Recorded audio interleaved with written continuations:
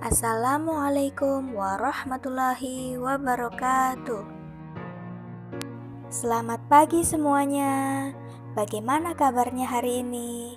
Semoga dalam keadaan sehat ya. Jangan lupa untuk selalu semangat belajar. Hari ini kita akan belajar materi tentang iman kepada Rasul. Sebelum kita memulai pembelajaran, kita berdoa dulu ya. Berdoa dimulai.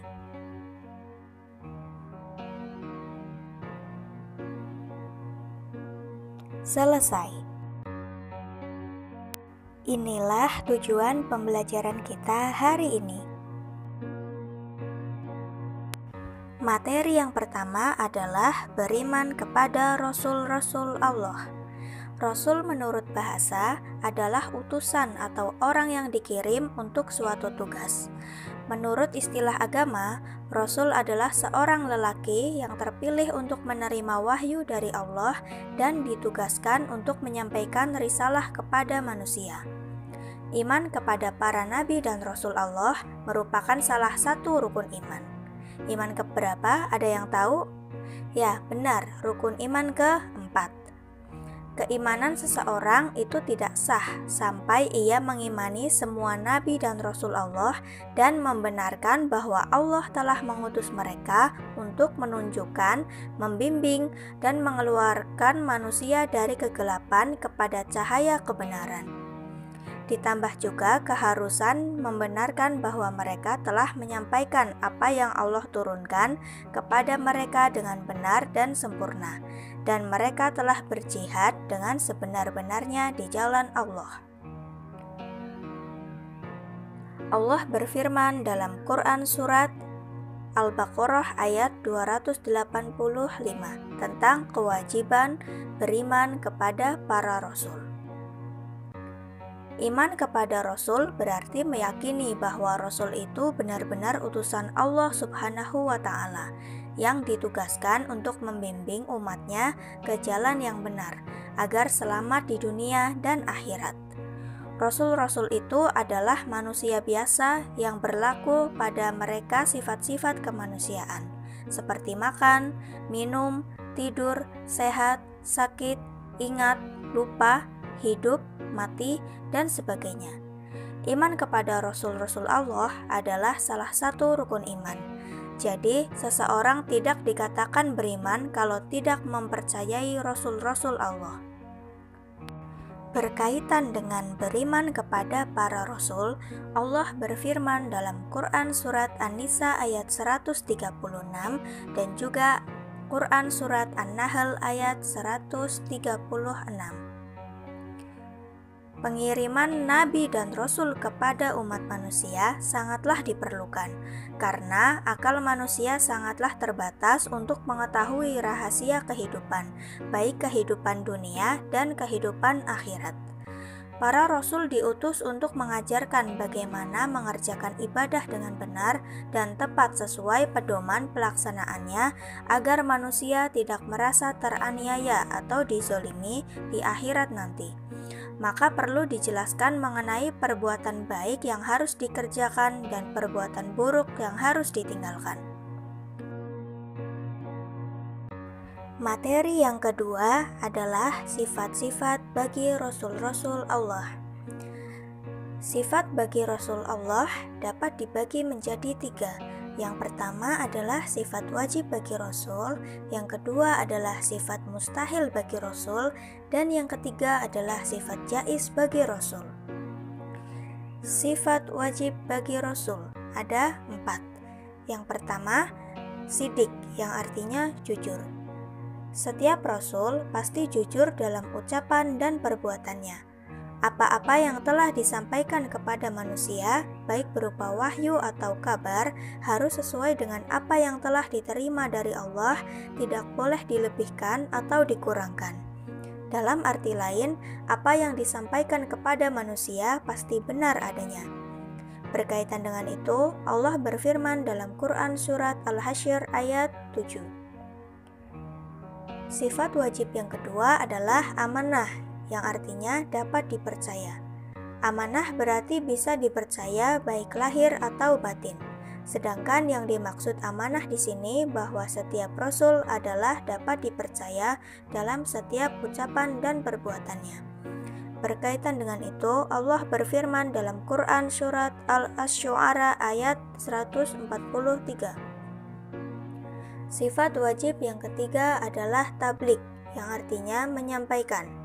Sudah menjadi kewajiban para rasul untuk menyampaikan kepada manusia apa yang diterima dari Allah berupa wahyu yang menyangkut di dalamnya hukum-hukum agama.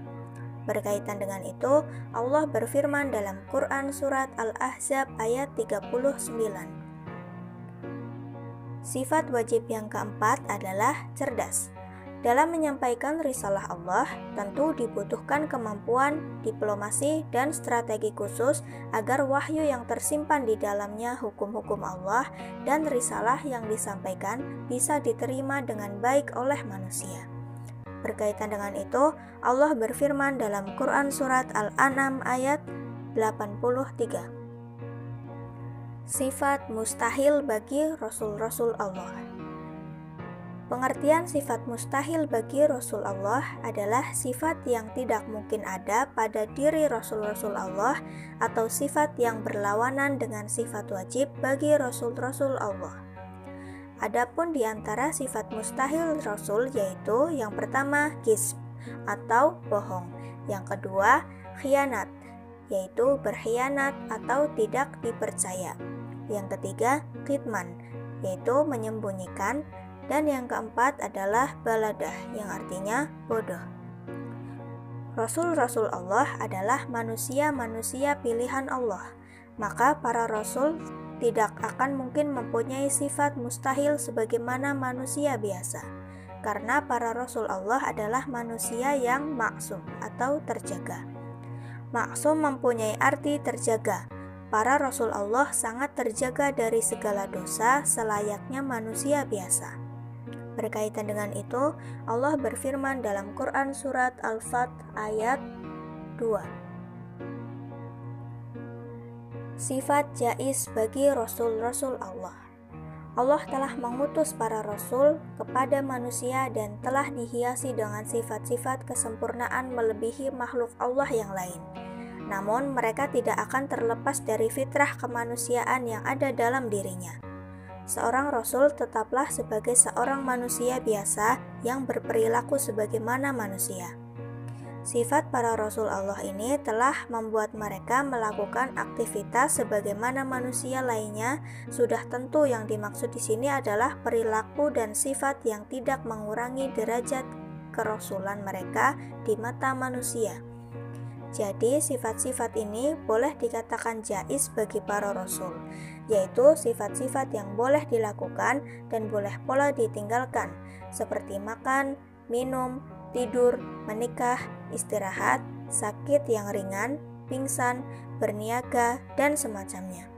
Sedangkan perilaku dan sifat yang bisa merendahkan derajat kerasulan, mereka akan terpelihara dan dipelihara oleh Allah, dan sudah pasti perilaku dan sifat itu tidak pernah dilakukannya. Dan inilah yang membedakan mereka dengan manusia lainnya. Materi yang ketiga adalah dalil tentang adanya Rasul-Rasul Allah. Dalam hadis Rasulullah Shallallahu Alaihi Wasallam yang artinya dari Abu Dzar, ia berkata, "Saya bertanya, wahai Rasulullah, berapa jumlah para nabi?" Beliau menjawab, "Jumlah para nabi sebanyak 124.000 orang, dan di antara mereka yang termasuk Rasul sebanyak 315 orang, suatu jumlah yang besar." Hadis riwayat Ahmad. Selain hadis tersebut, banyak sekali bukti-bukti sejarah yang menguatkan bahwasanya Allah telah mengutus para rasulnya ke bumi ini.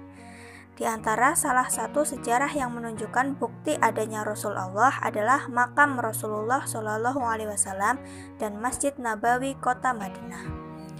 Makam Rasulullah berada di dalam Masjid Nabawi. Makam Rasulullah adalah rumah Rasulullah dengan istrinya Siti Aisyah, sedangkan Masjid Nabawi terdapat di samping rumah Rasulullah dan Siti Aisyah. Materi yang keempat adalah hikmah beriman kepada Rasul-Rasul Allah. Hikmah beriman kepada Rasul Allah Subhanahu wa Ta'ala dalam kehidupan antara lain: yang pertama, bertambah iman kepada Allah Subhanahu wa Ta'ala dengan mengetahui bahwa Rasul itu benar-benar manusia pilihannya. Yang kedua, mau mengamalkan apa yang disampaikan para Rasul. Yang ketiga, bersyukur kepada Allah Subhanahu wa Ta'ala atas segala nikmat yang diberikan. Yang keempat, mempercayai tugas-tugas yang dibawanya untuk disampaikan kepada umatnya.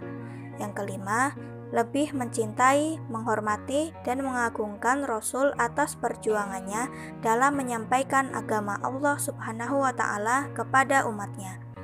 Yang keenam, akan selamat di dunia dan di akhirat dengan bimbingan yang diberikan Rasul. Dan yang ketujuh, memperoleh teladan yang baik untuk menjalani hidup. Itulah materi pembelajaran kita hari ini. Dan ini kesimpulan materinya. Nah, selesai sudah pembelajaran kita hari ini. Semoga dapat bermanfaat dan dapat kita terapkan dalam kehidupan sehari-hari. Untuk mengakhiri pembelajaran, kita berdoa dulu ya. Berdoa dimulai. Selesai. Saya akhiri. Wassalamualaikum warahmatullahi wabarakatuh.